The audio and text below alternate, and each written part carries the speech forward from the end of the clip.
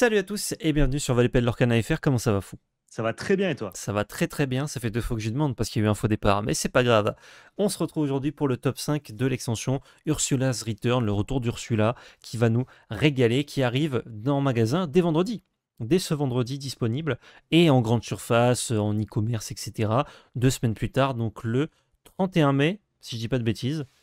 Ou 1er juin, non, je ne sais pas. Bon, fin mai, début juin, dans 2 Exactement. semaines plus tard. On vous a concocté du coup un petit top 5 pour chaque couleur. On a pris du coup chaque couleur séparée. On a essayé de voir où est-ce que ces cartes vont s'implémenter, ce qu'on pouvait faire avec et tout. On a essayé de mettre des petits calls aussi, donc des cartes qui payent pas de mine comme ça, mais qu'on pense qui peuvent être pas mal, en tout cas bien meilleures que ce que la plupart des gens pensent. Et évidemment, n'hésitez pas à revenir voir ce top plus tard en nous disant Oh, vous êtes nuls, les cartes que vous avez dit bien, c'était de la merde. Ben, c'est très bien. C'est fait pour ça les Ouais, tops. On se mouille le maillot pour que si jamais on a vu dans le futur, nous soyons des dieux parmi les mortels et que la plupart du temps on n'est pas bien vu et c'est pas grave. Comme ça on peut s'en ouais. moquer. Alors, pour l'instant, pour le coup, si on fait la rétrospective des tops sur les Pour 3 l'instant on est premières bon. saisons de l'Orcana, on a quand même pas mal d'années, de TCG derrière nous. Les cartes de l'Orcana, elles sont quand même pas très, très complexes au regard des tops qu'on peut avoir sur Magic. Pour l'instant, on se trompe quand même pas trop. Pour C'est l'instant on assez se trompe pas trop. difficile de venir nous dire qu'on n'a pas vu, l'invoyable. Ça ne se dit pas. L'invoyable. Exactement. Donc, je suppose que là, on devrait quand même avoir aussi un bon coup d'œil sur ce qui a l'air plutôt sympathique. Encore une fois, Oui. c'est un top. Il faut faire des choix. Il y a que 5 places. Ça veut dire forcément qu'il y a d'autres cartes qui seront jouables, peut-être jouées et intéressantes, mais qu'on n'a pas mis dans le top. C'est pas un achat sûr pour tous ceux qui voudraient directement acheter les cartes du top. Oui. Pas du Attendez. tout. Nous, l'idée, c'est de théoriser, d'essayer justement de se projeter, de discuter de la puissance des cartes. Mais toujours, avant de faire un achat, on essaye de le faire de manière raisonnée. On teste les cartes avant, on attend de voir un petit peu ce qui va se passer dans les tournois, histoire d'être sûr et certain de ce qui va fonctionner. On Isaac. commence directement Alors on par commence la pas couleur jaune. directement, mais Ah, enfin on va bientôt commencer, vous inquiétez pas. On met le pouce bleu, anticipation de confiance, on s'abonne si c'est pas déjà fait. On remercie Ultimate Guard, lien d'affilié dans la description, notre sponsor qui nous permet du coup de vous proposer ce lien affilié par lequel vous oui, pouvez nous soutenir. Vous passez par bien ce lien, sûr. vous achetez vos produits sleeve, deckbox, classeur, tout ce que vous voulez sur leur site, tout est bien. Vous le recevez chez vous et si vous êtes passé par le lien, ça nous a soutenu, ça fait plaisir. Et également, si vous voulez faire un petit bonjour aux deux larrons que vous êtes en train de regarder et d'écouter, ça se passera à Lille. On Salut. sera au Challenge européen à Lille pour faire le tournoi, mais n'hésitez pas, dès que vous nous voyez, faire un petit coucou, voilà, nous mettre un tacle glissé en se disant « Oh, vous avez dit de la merde dans une vidéo, pas !» Voilà, n'hésitez pas, ça fait plaisir. On est là pour ça, pour les serrages de main et les tacles glissés. Bon, si vous êtes champion de tacle glissé, n'en faites pas. Euh, Évitez.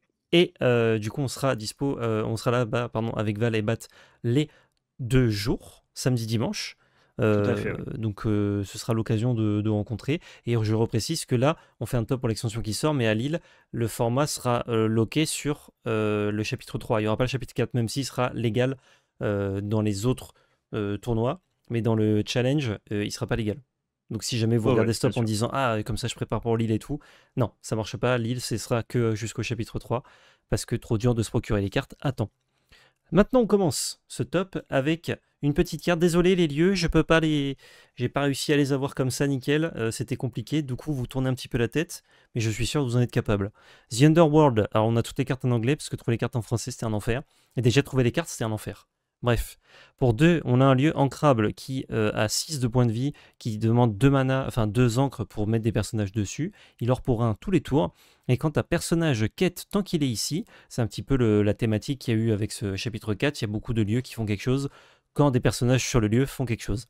Vous pouvez payer 3 encres du coup pour renvoyer un personnage de votre défausse dans votre main. C'est un lieu qui est quand même assez costaud parce que 6 pour seulement 2 mana, en plus il est ancrable, le dessin est très beau, il va vous faire gagner un petit peu de l'or, et pour 2 puis 5 c'est un peu cher mais ça va vous faire reprendre un personnage de votre défausse, donc pour 5 en fait vous piochez un personnage de votre choix parmi votre défausse.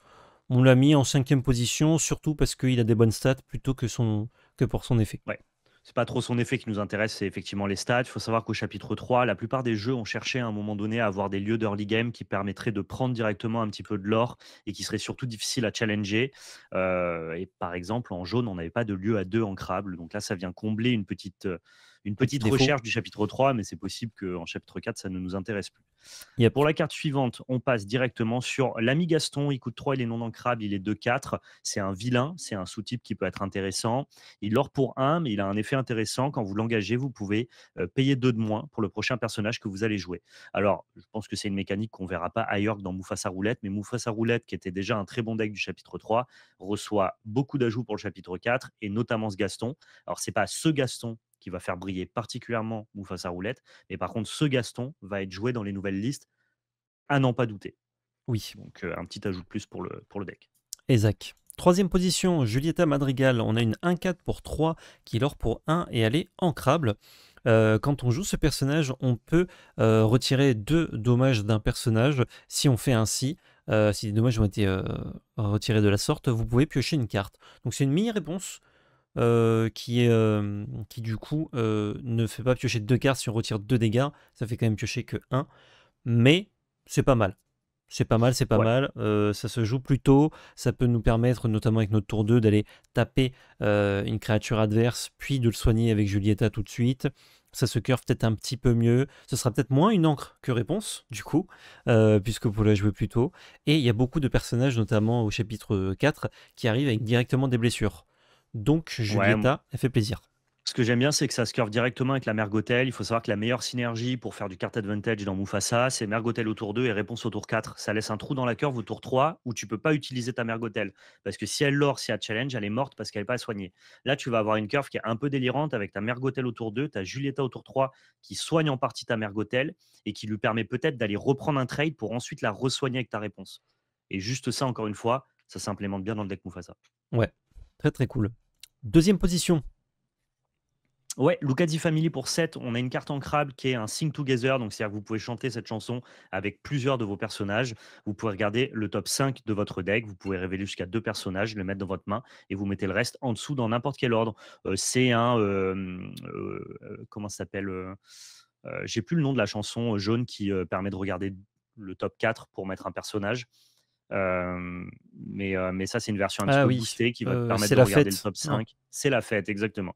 Là, ça te permet de regarder le top 5, mais tu récupères 2 personnages. Ça va se chanter très facilement en jaune parce qu'on est dans les couleurs de Amber Steel Song, où on a des personnages qui s'altèrent pour très, très peu d'encre et qui peuvent chanter avec de très grosses capacités. Je pense notamment à la Reine Mère qui va chanter pour 5 alors qu'elle arrive dès le tour 2. Je pense à notre amie Ariel qui, elle, va chanter pour 5 aussi. Donc c'est très facile de faire de la value avec cette chanson. C'est probablement la meilleure chanson Sing Together, d'après moi. Ouais, très très bien. Bah en fait, elle va dans des couleurs. Elle déjà elle coûte pas cher par rapport aux autres. Et elle est dans des couleurs où on chante déjà très bien, très facilement. C'est ça. Donc ça marche très bien. Et enfin, meilleure carte selon nous pour la couleur ambre, on a Ursula Erxbride. Bon, forcément, Ursula's Return, vous vous doutez qu'il y a plusieurs Ursula dans le top dans différentes couleurs. Pour 4, on a une 2-4 non ancrable qui dort pour 2. On peut la shifter sur une autre Ursula en défaussant une carte chanson. Donc pas besoin de payer de coût, on a juste besoin de défausser une carte chanson, ce qui est assez fort.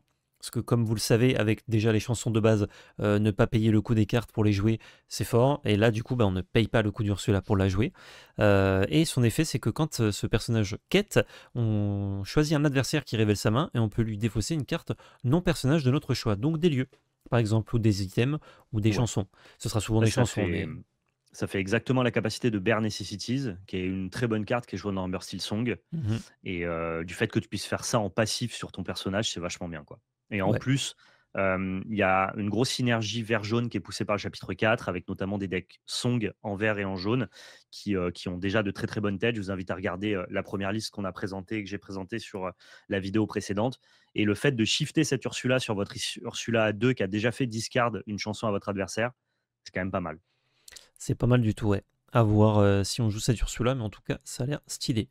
On passe à l'améthyste. Ensuite, top 5 améthyste. Elsa, Val, parle-nous-en. Ouais, on a une Elsa qui est 1-4 pour 3 non ancrables, elle l'or pour 1 et tu peux l'engager pour donner plus 2, challenger plus 2 à un personnage et rush. Donc ça permet notamment à tes personnages de tous se transformer en Maoi, ce qui est pas anecdotique. En plus, on sait qu'on a des grosses Elsa qu'on a envie de shifter, notamment la Elsa légendaire du chapitre 1. Donc ça peut être un intérêt d'avoir des petites Elsa de qualité. C'est quand même le top 5, c'est pas une carte dont on est sûr qu'elle sera jouée, voire on peut même plutôt théoriser qu'elle ne le sera pas. Mais violet n'était pas la couleur la plus fournie du chapitre 4, et si on Hmm. raisonne de manière totalement indépendante, juste sur la puissance des cartes, c'est une carte qui est décente, quoi. Ouais, bon effet en tout cas. Quatrième position, Ursula, la Sea Witch Queen pour 7. On a une 4-7 qui est ancrable, qui l'or pour 3. et qui se shift pour 5 surtout, c'est ça qui est bien, vu que le nombre d'Ursula qu'on joue dans plein de couleurs, c'est assez facile de la shifter pour 5. Quand ce personnage quête, on engage un personnage choisi, et les autres personnages ne peuvent pas s'engager pour chanter des chansons. Alors attention, c'est les autres personnages, pas les autres personnages adverses. Donc vous ne pouvez pas chanter avec quelqu'un d'autre qu'Ursula quand elle est là. Mais généralement, les decks qui vont jouer cette Ursula, ils vont pas beaucoup chanter avec autre chose qu'Ursula, voire pas beaucoup chanter. Donc assez costaud quand même d'empêcher de chanter et en plus d'engager un personnage. Ça veut dire que vous allez gagner vos 3 de l'or et vous allez pouvoir taper un personnage potentiellement avec vos autres personnages à vous. Ouais. Moi, j'aimais pas trop la carte, ce qui me fait un peu changer d'avis. J'aimais pas la carte, pourquoi? Parce que Shift 5 sur des Ursula espérer gagner contre les decks chansons, c'était un petit peu aussi illusoire que essayer de résoudre Jafar contre Amber Steel. Finalement, ton oppo, il va juste tuer à vue toutes tes Jafar. Et comme tes Ursula, elles ont pas beaucoup de stats, on va juste les défoncer contre les decks qui, à la base, je le rappelle, qui chantaient, étaient des decks gris, hein. Je veux dire, c'est Amber Steel à la base qu'on voulait contrer avec cette Ursula-là. Et genre, jamais tu vas détaper avec cette Ursula parce qu'il va toujours tuer tes petits supports altération. Et s'il s'agit de la jouer pour 7, dans ce cas-là, on n'est plus dans les mêmes timings et dans le même potentiel. Par contre, comme le deck chanson qui a l'air d'être poussé par le chapitre 4, c'est un deck vert-jaune qui, lui, n'interagit pas, qui est un deck vraiment qui veut attaquer la main, prendre la tempo, l'aurer rapidement, et ben dans ce cas-là, tu as plus de chances de réussir à shift cette Ursula et à venir contrer ce deck-là en particulier. Donc j'ai l'impression que c'est une réponse, cette Ursula, non pas Humber Steel Song comme les gens Mm. ont pu le croire, Mais au nouveau deck, ouais. mais au nouveau deck qui est poussé par le chapitre 4. Et pour moi, ça lui donne un peu plus de légitimité. Ouais, carrément, carrément, à voir. Troisième position, Isabelle Madrigal. C'est pour toi. Ouais, c'est une 3-4 qui coûte 5, qui est ancrable, qui leur pour 1, elle a l'évasive, donc elle est difficilement challengeable, hein. Elle n'est pas challengeable, c'est ça qui est bien. Et durant votre tour, si vous n'avez pas d'autres personnages qui sont partis en quête, vous pouvez l'aurer pour 3 de plus. Donc elle l'or pour 4 dès lors que vous n'avez pas déjà l'oré. Par contre, quand elle a l'oré, vous pouvez pas l'aurer avec vos autres personnages. Donc en fait, dès lors qu'elle l'or seule, elle l'or pour 4. Donc c'est un personnage qui, sur le board, vous permet de générer 4 de l'or pour 5 de mana, enfin 5 d'encre. C'est correct comme carte. Ouais, c'est des stats qui sont surtout très bonnes pour une carte évasive. 3-4 évasives pour 5, c'est cool. Ça va chercher beaucoup de cartes sans mourir qui ont l'évasive. Ça va aussi chercher pas mal de cartes sans mourir tout court, hein. Puisque du coup elle peut challenger en allant à l'évasive et elle ne pas se faire challenger. Donc elle peut survivre. Et dans le violet ou à côté, t'as peut-être envie de faire un peu de boons pour aller chercher les créatures en face. Bah t'as Isabella, peut-être qu'elle peut l'aurer toute seule et rapidement te faire gagner la partie. Ça va quand même très très vite, hein, 4 tous les tours. Sachant que t'as beaucoup de l'horreur qui leur que pour 1 en violet. Yep. Deuxième position, très simple comme carte, mais très bonne carte. Ursula, encore une fois. Ouais, c'est pour Oui, toi, je c'est pour crois. moi, pardon. Pour 2, elle est ancrable, elle est 1-3, elle or pour 1, et elle a Challenger 2. Voilà, ça permet de shifter potentiellement la grande Ursula dessus, ou la Ursula jaune qu'on a vu tout à l'heure. C'est une 3-3 quand elle challenge. C'est bien. C'est un bon drop 2, Bah, ce que Violet avait besoin, notamment. ouais, voilà. C'est surtout bien parce que c'est dans des couleurs qui gèrent pas trop le board. Violet, c'est pas trop connu pour pouvoir avoir de la gestion d'early game. C'est pour Ça ça a qu'on le des couple à stats des assez trucs faibles, ouais. comme du gris ou comme du rouge qui, eux, ont des gestions. Bah, là, de donner une bonne carte d'early game au même titre que Rafiki dans le set précédent à une couleur qu'on a besoin, bah, du coup, c'est un peu meilleur qu'un Prince Eric, même si c'est le même effet, parce que Prince Eric, lui, il souffre de la comparaison de tous les autres anti-bêtes qu'il y a dans le gris, quoi. Yep. Donc, sympa. Sympa, sympa. Et meilleure carte améthyste, selon nous, cette Ouais, chanson. pour Unfortunate Souls, c'est, pour 2 en ancrable. On a une chanson qui, vous permet de retourner un personnage, un item ou un lieu qui coûte 2 ou moins dans la main de son propriétaire. Je vois passer pas mal de decklists. Moi, je vous ai présenté une decklist, vert violet qui joue ça x4 obligatoire et toutes les decklists que je vois passer ne jouent pas cette carte-là. Je pense que c'est la meilleure carte améthyste qui a été éditée dans le chapitre 4. Je pense que c'est auto include absolument dans les decks, vert violet et je pense que c'est un peu sous-coté. Je comprends pas, Ouais, pourquoi les gens, ne jouent pas ça. je suis Ça permet d'accord. de bouncer tes propres personnages. Comme le disait PL en off quand on en discutait, tu peux juste chanter avec ta propre Ursula autour de verte qui a discard une chanson dans la main de ton adversaire pour pouvoir la récupérer, la rejouer et ça, c'est Mm. le petit effet qui se coule. Ouais, Mais elle sinon, chante, elle juste se en renvoie termes elle-même. de ouais, exactement, mais juste en termes de tempo, tu vas pouvoir, avec n'importe lequel de tes personnages d'early game, retarder la sortie de ton adversaire.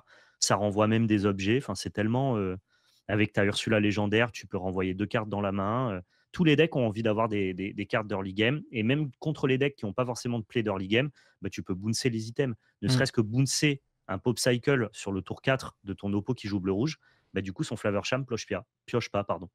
Ouais. C'est vrai que ça peut Donc, ouais, avoir plein enfin, d'implications. les gens passent à côté parce que c'est une commune, mais c'est une bonne carte. Passez pas à côté, quoi. Ouais, et en plus, maintenant qu'on a, bon, on avait déjà Simba, mais on a aussi un autre Kida, je crois, qui a le même effet que Simba, donc qui est une créature à 2 qui a rempart. Tu peux chanter avec Kida ou Simba, renvoyer un truc en main, et comme tu as chanté avec, c'est engagé, donc il est en mode bodyguard. Donc ça te protège ton board de zinzin, si tu as l'un ou l'autre. Genre Hyper Rush, avec cette carte-là, il est très content.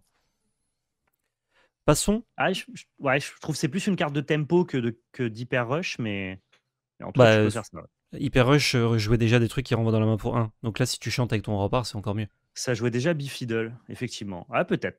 Peut-être t'as raison. Je pense que ça marche bien. Bon, effectivement, en tempo, c'est plus fort. Passons à la couleur émeraude, top 5, le Zeus. Zeus, Monsieur Lightning Bolt, pour 3, il est 0,5, il or pour 2. Il est ancrable. Quand ce personnage challenge un autre personnage, il gagne autant de force que la force du personnage choisi ce tour-ci. Ah d'ailleurs, je viens de découvrir qu'on avait mal lu la carte et c'est encore mieux. Non, moi je Normalement. l'avais bien lu, je savais ce que ça faisait. Ça fait quoi? Ça te permet, quand tu vas taper un personnage, de le taper en fonction de la force du personnage que tu tapes. Ben non, c'est en fonction de la force du personnage que tu choisis. Donc tu peux prendre la Ouais. force d'un autre personnage et en challenger un. Si Ah, je comprends bien. d'accord. Bon, When dans this tous les cas, character challenge another character equal to the chosen character. Non, non, je pense que c'est le personnage que tu as choisi de challenger. le C'est pas un personnage autre choisi, personnage. Ouais, ouais. parce que il y a aucun moment où tu choisis un personnage dans le texte de la carte. C'est bizarre, non? Quand tu challenges, tu choisis un personnage, je pense. Ah, c'est dans les règles de base? Ouais, ouais. Ok, ouais. Bon, de Ouais, toute ouais. façon, on l'avait mis Donc, non, non, de base pour ça. on avait bien compris la Ok, carte. ok. Donc, ce Zeus, pourquoi il est là? Parce que bah, déjà, il est 0,5, il or pour 2, donc c'est dur à aller chercher. Notre adversaire, il doit souvent mettre 2 bêtes dedans. Et lui, il va très bien chercher des créatures qui ont pas mal de force sans mourir. Notamment Madame Mime. C'est une 4-3, il peut aller la chercher, et ben, il est toujours en vie, il a tué la Madame Mime, et on veut pas que les Madame Mime elles restent en jeu, parce que sinon elles remontent dans la main et elles reviennent et c'est chiant. Donc c'est intéressant pour ça, ce Zeus. C'est pas trop ce qu'a envie de faire le vert, mais en même temps, c'est un truc que le vert fait pas trop d'aller challenger normalement. Il a pas de bonnes créatures pour faire ça. Donc peut-être que ce Zeus, il comble un manquement que le vert Ouais, aurait. puis ça reste un bon loreur. C'est une carte qui a un plancher qui est Et ça l'aurait. acceptable. Bon, c'est OK. C'est ok, c'est ok. C'est quand même bizarrement formulé. Top 4. On a les muses qui sont 2 4 pour 4 ancrables, qui leur pour 1, ça a la ward. À chaque fois que vous jouez une chanson, vous pouvez choisir un personnage qui a 2 d'attaque ou moins, pardon, et le renvoyer dans la main de son propriétaire. Vous pouvez renvoyer vos propres personnages pour refaire leurs effets d'arrivée en jeu. Vous pouvez renvoyer la muse pour la protéger, mais globalement, vous n'allez jamais l'engager. Et vous pouvez renvoyer évidemment toutes les cartes du board de votre adversaire. On va forcément jouer ça dans des decks qui peuvent chanter des chansons, donc que ça soit avec du gris ou avec du jaune, et essayer de prendre un petit peu l'avantage sur le board en envoyant Ouais. toutes les cartes dans la main de son adversaire. Les gens sont très hauts sur cette carte-là. Moi, je suis quand même un peu moins haut, mais du fait qu'elle se protège, qu'on puisse trouver pas mal de synergie avec elle, même en baissant la force des personnages adverses. Il y a des gens qui jouent la chanson du chapitre 2 qui permet de baisser de 1 ou 2 la force d'un personnage et piocher une carte. Ça marche en synergie directement avec la muse. Bon, je sais pas trop. Le fait que ce soit 2-4 ward m'incite à penser que c'est OK. Oui, vu qu'en fait ça fait des trucs un peu bêtes quand tu joues des chansons, donc des cartes qui peuvent se jouer gratuitement, donc ça peut faire encore plus de trucs bêtes, potentiellement. Ouais. Mais bon, on ne sait pas si ça va suffire. Pegasus en troisième position pour 5. On a un 3-3 qui lore pour 2 et qui s'ancre, qui se shift pour 3. Et c'est très bien parce qu'on a un autre petit Pégase à 1 qui est évasif, qui est cool. Il a l'évasif lui-même, évidemment. Pégase, c'est évasif, sinon on ne comprend pas. Et quand on joue ce personnage, si on a utilisé la capacité shift pour le jouer, nos autres personnages gagnent l'évasive jusqu'au début de notre prochain tour. Donc ils sont inchallengeables, sauf par des créatures évasives jusqu'au prochain tour, et eux-mêmes peuvent challenger potentiellement. C'est surtout l'effet protection qui nous intéresse ici, parce que ça nous permet de jouer le petit Pégase à 1 en vert, qui va du coup être tranquillou en early game, enfin la plupart du temps, qui ensuite shift sur ce Pégase qui continue à l'orer, qui protège notre board, et si on le fait tour 3 c'est cool, si on le fait plus tard, pour seulement 3 manas, ça peut protéger tout un board et dire à l'adversaire, bah tiens, toute ta évasive, je l'ore avec tout, à toi, si tu ne me tues pas maintenant, j'ai gagné. Ouais. ce qui contre pas mal de couleurs, tout ce qui n'est pas rouge, hein, c'est assez simple d'avoir un board qui survit du coup. Ouais, je l'aime bien. En plus, son support d'altération, du coup, le petit Pégase, lui, il a aussi évasive. Donc forcément, c'est un support de l'altération qui se protège. Mm. Donc ça veut dire que ça rend plus facile ton altération. Et moi, ce qui, pour moi, rend la carte encore meilleure, c'est qu'elle a 5 de coups d'encre. Et donc, elle va chanter la fameuse chanson Bruno, dont on va vous parler juste après, et qui est une des meilleures chansons du jeu. Et donc, plus tu as d'altères qui vont avoir 5 d'encre et qui peuvent chanter des chansons qui coûtent cher, Mm. et plus ça devient intéressant. Exactement. Justement, parle-nous de ce Bruno. We Don't Talk About Bruno, on a une chanson pour 5 qui est ancrable. Vous pouvez choisir un personnage et le renvoyer dans la main du joueur ciblé. On peut le faire sur nos propres personnages, Ouais. visiblement, mais ça n'a pas l'air très bien. Par contre, ensuite, le joueur qui a récupéré la carte se défausse d'une carte aléatoirement. Aléatoirement, ça peut vraiment vous briser. Cette carte-là, elle est vachement forte. Alors, on va la chanter, hein, pour 5 mana, c'est pas très bien. Par contre, quand tu peux le faire tour 2 dans un deck vert jaune parce que tu as une reine, une queen qui va arriver au tour 2, qui chante pour 5, qui bounce le drop 1 de ton adversaire. Et en plus, aléatoirement, tu peux lui discard peut-être sa bête de curve du tour 2 et donc lui dézinguer un peu sa sortie. Je pense que c'est une carte qui va, de manière accidentelle, briser un peu des games. Et sinon, juste être toujours une très bonne carte de tempo. Il faudra juste faire l'effort d'avoir des personnages qui la chantent facilement. Donc le Pégase, Ariel dans les decks vert jaune, la Queen dans les decks vert jaune, la Beast et Robin des Bois dans les decks vert gris. Bon, Mm. c'est une super carte. On va la tester un peu dans tous Ouais. les coins, quoi. Très bonne carte. Et quand l'adversaire a plus beaucoup de cartes en main, ça vous fait renvoyer une carte et souvent défausser cette carte-là. Ouais. Surtout s'il a plus de cartes en main du tout. Très très cool. Top 1, le Diablo évidemment pour 3 non ancrables. On a une 2-2 qui est leur pour 1. Qu'on peut shifter sur 2 autres Diablos. Un qui existait déjà et un nouveau. En défaussant une carte action. Mais comme on le disait déjà, on a beaucoup parlé de cette carte. On n'a pas besoin de shift ce Diablo pour qu'il soit bon. Il coûte pas cher de base. Il a l'évasive. Et pendant le tour de chaque adversaire, quand il pioche une carte pendant que Diablo est engagé, vous piochez une carte.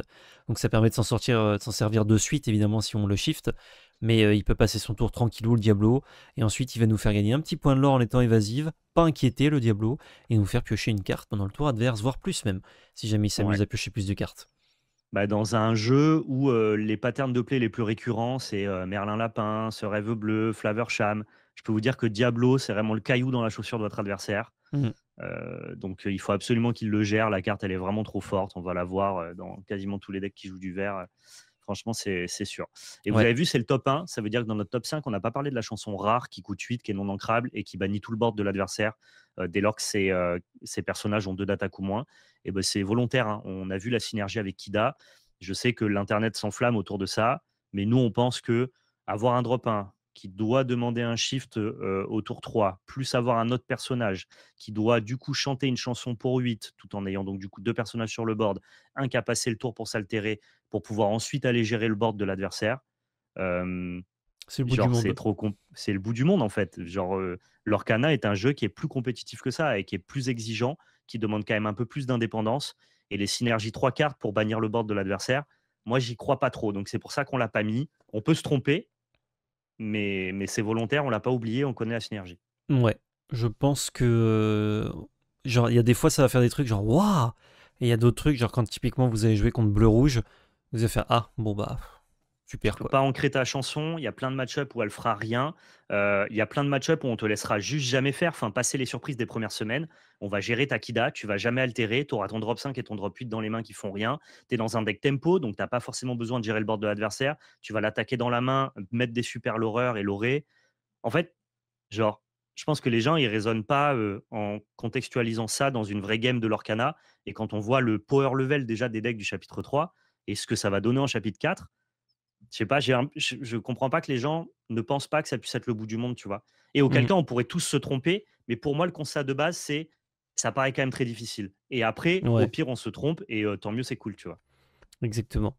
Avant de passer au rugby, juste, je sais qu'il y a des petits bugs de caméra. Aujourd'hui, c'est vraiment pas notre jour, c'était hyper chiant de, de pouvoir tourner cette vidéo et on a eu plein de soucis. Mais normalement, notre voix est totalement claire et fluide et les images ne bug pas. Donc c'est le principal, même si nos cams bug un peu, C'est ça. c'est Bon, pas si très nous, on grave. fait les robots, c'est pas très grave. Isaac. Ruby, top 5. Mulan, pour 1. On a. Ah non, c'est à toi, pardon. Pour un pardon, ancrable, on a une 2-3 qui se blesse pour 2 et qui lord pour un. Bon, c'est une bonne carte pour synergiser avec la Madrigale qui soigne et qui pioche une carte. C'est une bonne carte pour synergiser aussi avec Réponse.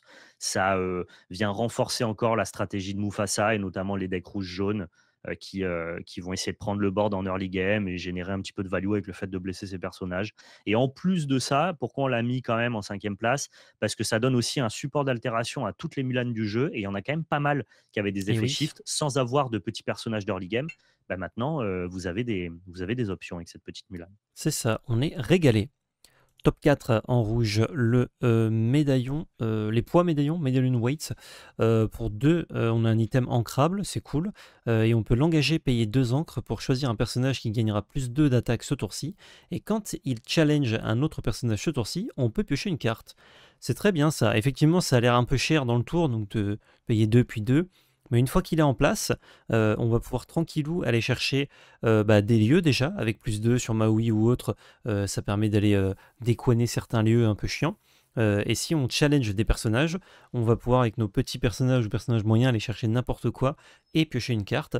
Sachant que si jamais on empale un personnage dans un autre adverse, on pioche quand même la carte. On n'a pas besoin de le tuer, on a juste besoin de challenger.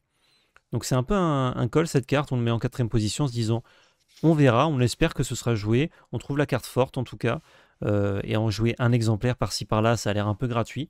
Ça te permet de piocher, genre, vu que tu te challenges beaucoup avec tes cartes boons typiquement, ça peut donner une Ouais, rentabilité de plus.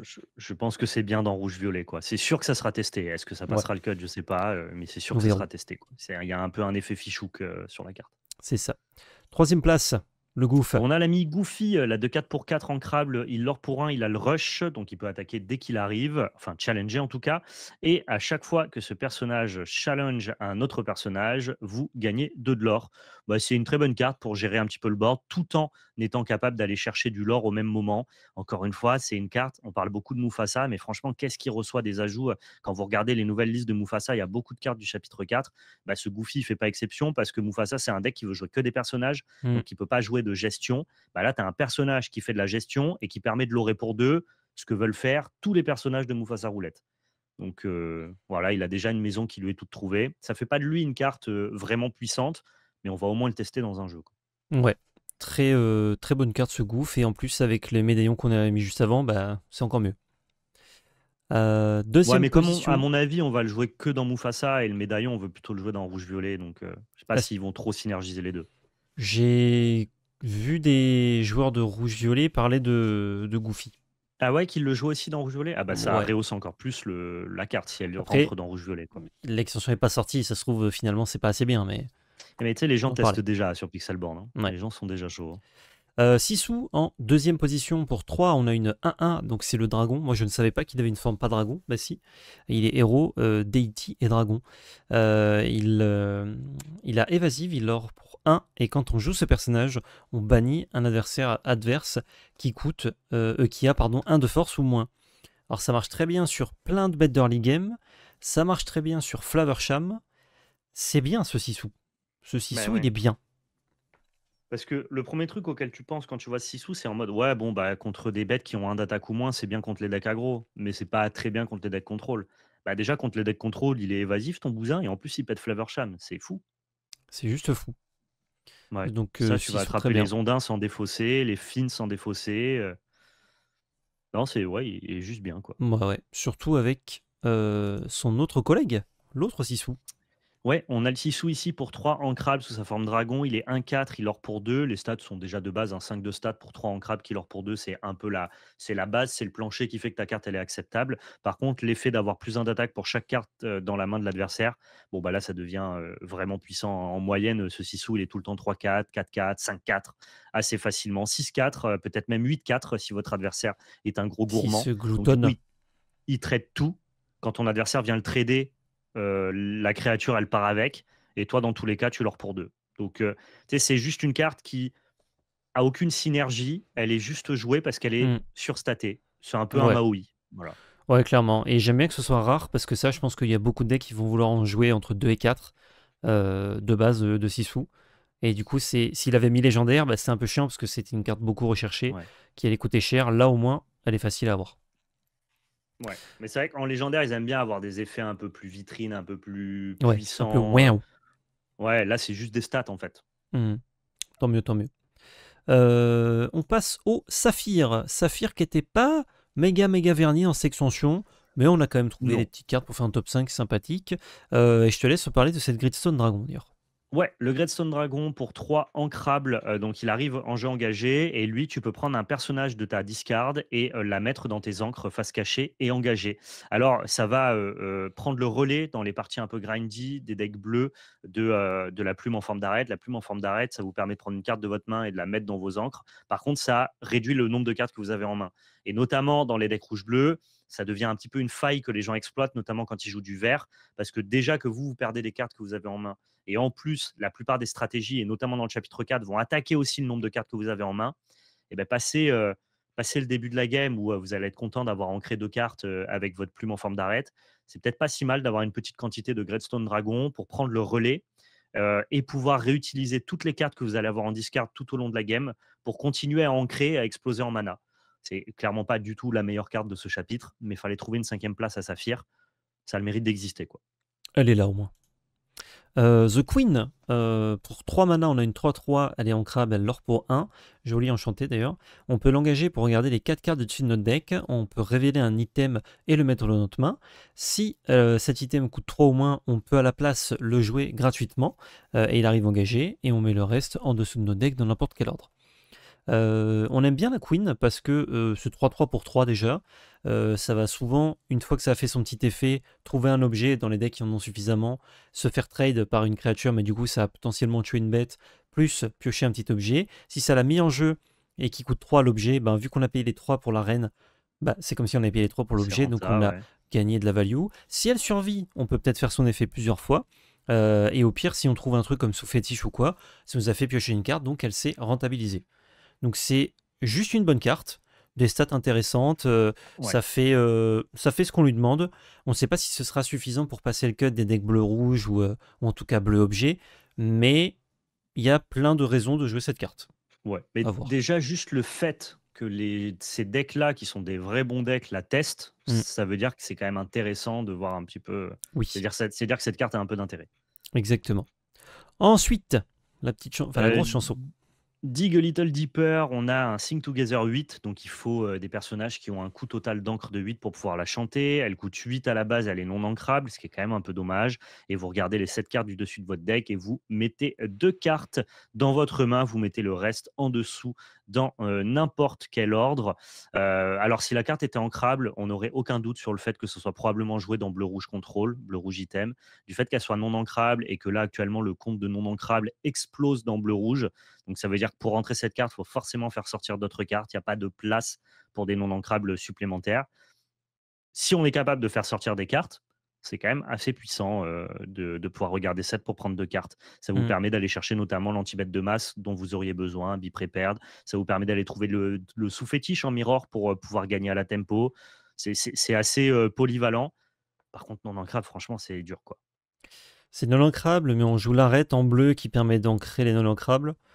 Et Oui, mais il faudra quand même que tu sortes quelque chose. Parce que là, on est quasiment à 20, je crois, sur les dernières listes. C'est même plus, ouais, 20, 22, je crois. ouais, bien sûr. Mais du coup, comme ça va te chercher 2 cartes sur 7, je pense que tu peux cutter une chanson, comment ça s'appelle, Soyez prête, peut-être un petit sous-fétiche, parce que justement, si tu as des cartes comme ça, c'est des exemplaires Peut-être. de plus qui te permettent de creuser et de mieux les trouver. Ouais. Donc, Si ton premier sous-fétiche, il part dans Je vole, t'as quand même un gros somme, quoi. ouais, ça peut être le cas malheureusement. Mais c'est Mais vrai que tu peux cutter quelques exemplaires de tes cartes non ancrables parce que virtuellement, ça, c'est des mm, exemplaires supplémentaires. Donc, c'est peut-être un x1, x2 qui vient se substituer à des exemplaires. En tout cas, la carte est super intéressante, mais ouais, difficile de vraiment se projeter. effectivement. Top 2, Scuttle, l'expert en humain. C'est une 1-3 pour 2 en crabe qui leur pour 1. Quand on joue ce personnage, on regarde les 4 cartes du-dessus de notre deck, on peut révéler un item, puis le mettre dans notre main et on met le reste en dessous dans n'importe quel ordre. Bonne petite carte, c'est de l'early game, ce que n'a pas beaucoup le bleu. Pour le coup, ça va trouver des objets, ce que cherche à faire le bleu, donc notamment chercher l'arête pour la jouer au tour 3. Et puis ça peut potentiellement chanter Je vole aussi plus tard, donc au tour suivant. Complètement, ouais. Scuttle, il est délicieux. Il va Ah, dans il les est decks bleus délirant. gratuitement. Il est vraiment très, très bien. Meilleure carte bleue selon nous. Bam. Là, Grand Ariel, qui encore une fois est non ancrable, ça devient de plus en plus dur, mais les stats sont tellement fortes, en fait, pour 6 non ancrables, on a une 3-4 ward, donc elle est difficile à déloger. Et dès lors que tu l'engages, si tu as plus d'items que ton adversaire, ce qui globalement en bleu est pas dur, à part en mirror où il Ça faudra se va. battre là-dessus, bah, tu vas l'aurer pour 5. Et c'est quand même beaucoup de l'or pour 6 mana, dans un deck notamment qui va ramper et la jouer rapidement. C'est Ouais. vraiment beaucoup, beaucoup, beaucoup de l'or. Alors, est-ce que ça suffira à faire entrer la carte dans le deck? Peut-être pas. Mais si on raisonne juste purement coût, stat, rapport puissance, protection, bah, la carte, elle est un peu surstatée aussi, quoi. Ouais. Bah, ça rentre un peu en compétition avec Belle, qui du coup l'or pour 5 aussi assez rapidement et permet d'utiliser le sous-fétiche sur elle. Sauf que Ouais. Ariel, elle arrive plus tôt que Belle. Enfin, elle arrive plus tôt. Elle Ah, l'or tu pour envie de la 5 jouer plus plus tôt. tôt, parce que Ariel, c'est une carte de late game. Ariel, Euh, Belle, pardon. ouais, c'est ça. Donc tu peux jouer Ariel plus tôt et t'en servir si t'as le board assez tôt. Facilement, t'auras tes 5 de l'or. Au pire, t'as 3, c'est déjà pas mal. Et avec ton sous-fétiche, une carte qui a ward, c'est hyper fort parce que l'adversaire, s'il a pas un truc pour la détruire sans l'attaquer, il peut pas l'engager, il peut pas utiliser un sort dessus, et ben il peut rien y faire. Donc tu utilises sous-fétiche sur ta Ariel qui, ward, qui a l'or pour 5 et il ne fait rien. L'adversaire est juste Ouais. battu. Ouais, c'est marrant. Je sais Assez pas fort, si ça sera joué, mais c'est des bonnes stats, quoi. potentiellement. Ouais. En tout cas, c'est intéressant. Et la dernière couleur, l'acier, avec en 5e position le philoctète. C'est à moi, je crois. Moi, c'est à Je toi. crois que c'est à moi, ouais. Pour 4, on a une 2-3 qui l'or pour 2 qui s'ancre. Vos autres héros ont Challenger plus 1. Il y a beaucoup de cartes qui sont héros Ouais. dans l'Orcana, donc c'est de plus en plus intéressant d'avoir des cartes qui synergisent avec. Et surtout, la deuxième ligne nous intéresse. Quand on joue un héros, on gagne 1 de l'or. Donc ça permet de l'orer à distance. Le philoctète, on peut le laisser comme ça un peu sur le côté tranquillou et il nous fait gagner nos points de l'or chaque fois qu'on joue des cartes héros. Il peut l'aurer pour 2 aussi potentiellement. Il a quand même des stats assez faibles, mais son effet Challenger plus 1 à nos héros et gagner un point de l'or, ça veut dire que nos héros sont plus forts et remboursés, pas instantanément, mais plus facilement. Ouais. Donc, hyper intéressant ce philoctète. C'est quand même assez faible comme carte, mais le gris Ouais. n'était pas non plus très bien servi dans l'extension. C'est pour ça que ça fait partie du top 5. Mine de rien, gagner des points de l'or à distance, on va pas vous la refaire à vous. Vous avez vu ce que ça fait la chèvre. Ça peut faire des trucs cool. Yep. Quatrième position, le On Mickey. arrive sur Mickey Mouse, qui est un drop 2 ancrable, qui est 1-3 qui leur pour 1. Et quand vous le jouez, vous pouvez donner plus de challenger à un personnage ce tour-ci. Et ça, c'est vachement bien, plutôt que ce soit lui qui ait plus de challenger, parce que ça permet, dès le tour où vous le jouez, d'aller challenger avec un autre personnage. Et donc, du coup, d'utiliser ce bonus d'attaque directement le tour où il était joué, Mhm. comme un peu s'il avait rush. Donc, c'est moins fort à long terme, parce qu'à long terme, un personnage qui aurait challenger plus 2 tout le temps, eh ben, il pourrait tout le temps taper plus fort. Par contre, à court terme, genre dans le côté instantané de la carte, bah, c'est vachement plus fort parce que tu vas pouvoir utiliser directement la puissance d'attaque de cette carte. Ouais. Donc, c'est possible que dans le Lorcana actuel où on a beaucoup de gestion, où tous tes personnages se tradent les uns les autres, bah, que ça soit un peu mieux que par exemple des Princes Eric quoi, ou des Ursula Violette. Exactement. Troisième position, la Fortisphère pour un item ancrable. Il n'y a pas beaucoup d'items en gris. Quand on joue cet item, on peut piocher une carte, donc exactement comme le Popsicle. Et pour une encre, on bannit cet item, on choisit un personnage que l'on possède qui gagne Bodyguard jusqu'au début de notre prochain tour. Donc faites-le sur un personnage qui est engagé, évidemment, hein, pas sur un personnage dégagé. On l'a mis parce que c'est un petit item qui se remplace, qui s'ancre et qui a un petit effet qui se coule de pouvoir donner bodyguard, protéger notre board. Pourquoi pas, ça se couplera très bien au bleu potentiellement. Ouais, Donc les decks bleus qui jouaient des Flavorsham, eh ben, ils ont une petite fortisphère en plus, ça fait 8 itérations d'un objet à 1 qui se remplace. c'est trop C'est fort. pas dégueu et n'empêche, donner bodyguard à Flavorsham, ça protège bien votre board. De toute façon, votre adversaire, il avait envie de le Bah, fumer. c'est plutôt moi, ma vision, c'est plutôt de donner bodyguard à tes grands-mères Tala, donner bodyguard à tes Scuttle pour protéger ton Flavorsham. Parce que Flavorsham, c'est la cible Ça, préférentielle. Flavorsham, ça dépend ce ça que tu veux prend, protéger. heu, ça prend, Mime Renard, avec Crabe, Seth directement. C'est la cible préférentielle. Tu affrontes bleu, si tu peux trade Flavorsham, tu as pas le droit de pas le faire. Bah, là, Fortisphère, ça va t'empêcher de faire ça. Bah, Moi, je trouve que c'est vraiment très fort. en bleu-gris, ça te permet de protéger aussi tes... comment il Un s'appelle? Cogwars qui aurait Un dû chanter, Cogwars, ouais. par exemple. Donc cette carte-là, dans bleu-gris, franchement, j'ai vu l'hélice passer là, c'est solide. Fortisphère, c'est pas un petit ajout, hein. C'est vachement Ouais, bien. c'est le deuxième exemplaire de Popsicle qui régale. Justement, en parlant de deuxième place pour le gris, le fou. Ah, le fou, c'est marrant ça. C'est une carte, je pense, qui est c'est quand tu viens de Magic que tu trouves ça fort. Tous les joueurs qui ont seulement débuté à l'Orcana ont dû probablement passer à côté et c'est probable d'ailleurs que ça soit pas suffisant actuellement. C'est une 2-3 pour 3 ancrable qui leur pour 1. Par contre, durant votre tour, si jamais, you may please this character, vous pouvez jouer ce personnage gratuitement si jamais un personnage adverse a été banni par un challenge ce tour-ci. Donc ça veut dire que si vous avez trade avec un de vos personnages, un personnage adverse, vous pouvez jouer votre fou gratuitement. Vous allez vous dire: «Ouais, mais c'est pas très fort ça».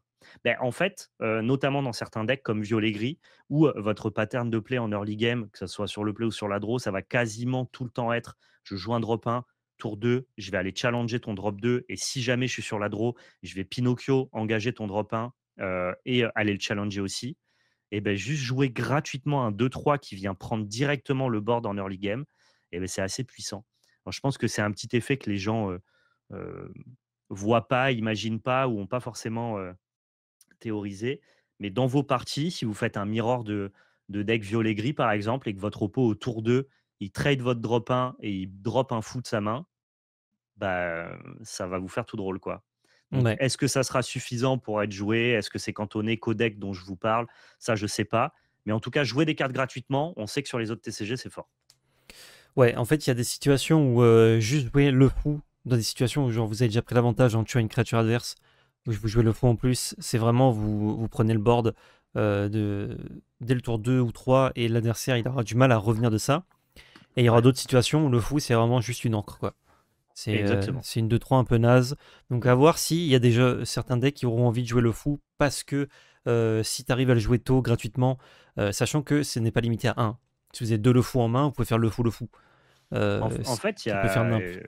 il y a trop de decks qui trade de la ressource en early game depuis le chapitre 3. Tu as trop de decks qui vont commencer juste à essayer de se battre sur le board avec moultes interactions et trades successifs dès le tour 1, 2, 3, 4. C'est vraiment, ça se pose Mm. là. On va tous chercher nos drop 1, on va tous chercher nos Pinocchio pour engager les drop 1 de l'adversaire, empêcher les supports d'altération. C'est un gameplay qui est très présent. Et bien juste avoir le fou dans ta main qui va t'as pas designé un gameplay pour lui. Le gameplay existe déjà. Et en plus, lui, il arrive sur le board et il dit non, mais le board, il est vraiment à moi. Et comme tu dis, si tu as deux fous dans la main, imagine le délire. Bah, c'est très bien, mais je Mm. pense aussi à mes adversaires qui font Popsicle dans Je vole, dans la chanson A4, là, je me rappelle plus comment elle s'appelle. Mais c'est ton encre dans ce Et cas-là. du coup, voilà, c'est qu'une encre. Donc, faut voir à quel point on a envie d'en jouer plusieurs, parce que plus t'en as, plus tu peux faire nimp. Mais en même temps, il y a des situations, des match-up où si t'es allé les chercher, c'est le fou. Si tu les as piochés, c'est juste des angles dans ta main. Faut voir à quel point ça Moi, coûte cher en fait d'en jouer. c'est mon call. Effectivement, j'ai vu personne parler de cette carte-là. J'accepterai de me tromper dessus, mais je mets une petite pièce dessus. Je vais plus loin. Si pour le Disney Lorcana Challenge, j'avais le droit d'implémenter une carte du chapitre 4 dans mon deck violet-gris, je mettrais des le fou 100%. Ouais. Ouais, bah dans ce qu'on veut faire avec Violet Gris, ça marche extrêmement bien, Exactement. donc c'est sûr.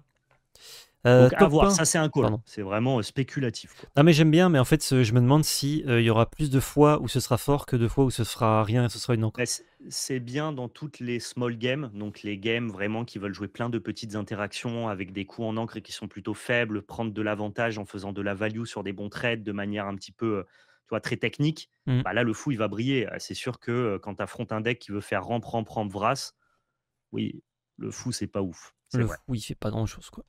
Mais il est ancrable. Donc moi, franchement, je dis, le fou, viens dans mon Heureusement. deck. Moi, je t'accueille. Il n'y a pas de galère. Et la meilleure carte, sans trop de suspense, Ariel, Sonic Warrior pour 6. On a une 3-8 qui shift 4 et qui lore pour 2. Donc ça, vous le shiftez et les stats sont délirantes. Et vous le shiftez pas, les stats sont vraiment pas dégueux déjà. Et quand Ouais. on joue une chanson, on peut payer 2 pour infliger 3 dommages à un personnage choisi. Sachant que quand vous chantez, généralement c'est gratuit. Donc, enfin quand vous jouez une chanson, pardon, vous la chantez, donc c'est gratuit. Donc vous avez 2 encres pour infliger 3 dégâts où vous voulez. Pas au lieu par contre, hein. Dommage, mais ça aurait peut-être été un peu trop fort. C'est bien ça. Ah, On c'est trop la bien. curve En plus, elle naturellement a derrière l'Ariel à 3, enfin, trop bien. c'est ça. Tu la curves naturellement derrière la Ariel A3. Tu peux accepter de la jouer à la main, c'est pas du tout délirant, notamment dans les versions lanterne. Heu, Ça a 6 d'encre pour pouvoir chanter les chansons, qui nécessitent Sing Together.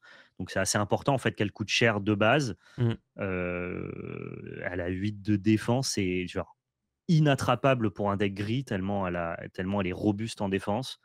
Donc ouais, moi je la trouve vraiment puissante. Son vrai seul défaut, c'est de prendre Medusa quoi, mais comme toutes les cartes grises quoi. Oui, Et bon, quand tu as exactement. payé 4 mana pour elle, bon, on va dire que c'est pas très grave. Ouais, tu peux payer 4 mana, tout de suite t'en servir en plus, et ça peut servir Si tu as à fait, chanter des grosses chansons, hein. ouais, ouais, c'est pour ça, c'est important que son coût soit élevé justement pour ça. Si tu as fait, tour 4, je shift cet Ariel sur mon Ariel qui a déjà trouvé une chanson au préalable, notamment la chanson pour 7, et qu'au tour 4 tu chantes la chanson que tu as trouvée, la Ariel à 3 avec ta Ariel à 6 et n'importe quel drop 1 qui traîne sur ton board, bon, bah, on est bien quoi, Oui, on est déjà bien. t'as repioché 2 bêtes, même si elle se fait gérer, il n'y a pas de galère. C'est En ça. plus que Lady, Madame Médusa. Attends, c'est laquelle? Ah non, c'est Médusa qui contre Gris. Ouais, ça c'est beaucoup joué. Ouais, Parce que les Medusa Tremaine c'est rouge, ouais. moins joué en ce moment, mais ça ne Ouais, marche ça plus. fait souvent un split 3-2 généralement. Ouais, ah, j'ai vu même des splits 4-1 parce que tu veux vraiment cibler alors que faire sacrifier c'est moins fort avec tous ceux qui prennent le board, notamment les violets rouges. Bref. Mmh. Ça termine ce top du coup de l'extension. Dites-nous ce que vous en avez pensé en commentaire, si vous pensez qu'on a mésestimé certaines cartes qu'on n'a pas mis dans le top, et surtout N'hésitez dites-nous pas, ouais. pourquoi. Dites-nous juste, dites pas juste ah vous avez pas parlé de ça. Dites Ah pourquoi ouais, est-ce que dites-nous c'était pourquoi vous pensez intéressant que et c'est tout bien, quoi. ouais. Bien entendu, et si vous êtes d'accord, vous pouvez le dire aussi, ça fait toujours plaisir. Tout cet exercice-là, c'est pas de, prouver qu'on a raison ou alors de, C'est notre avis. de voir à quel point on a tort. Non, mais c'est surtout que ça amène un processus de discussion et Ouais, c'est ça le plus intéressant, en fait. C'est raisonner, théoriser, argumenter, essayer de savoir ce qui va être bien ou pas bien, et tout ce processus de discussion que même nous, on a en off avec PL pour vous proposer le top, oui, mais pas c'est ça le forcément plus d'accord. stimulant. C'est pas la finalité qui compte, c'est tout ce qui est raconté pendant la vidéo. Donc finalement, s'il y a des oublis de notre part d'après vous, ou si jamais, par exemple, vous appuyez un de nos points, dites-le de manière argumentée dans les commentaires, on les lit tous et c'est super intéressant. Ouais.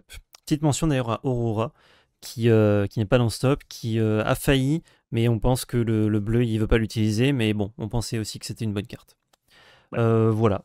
Fin de cette vidéo, pouce bleu, commentaire, partage, abonnement, réseau dans la description avec notre chaîne Twitch, ValPL Magic Arena FR, et surtout n'oubliez pas, c'était de la belle magie. C'était de la belle magie.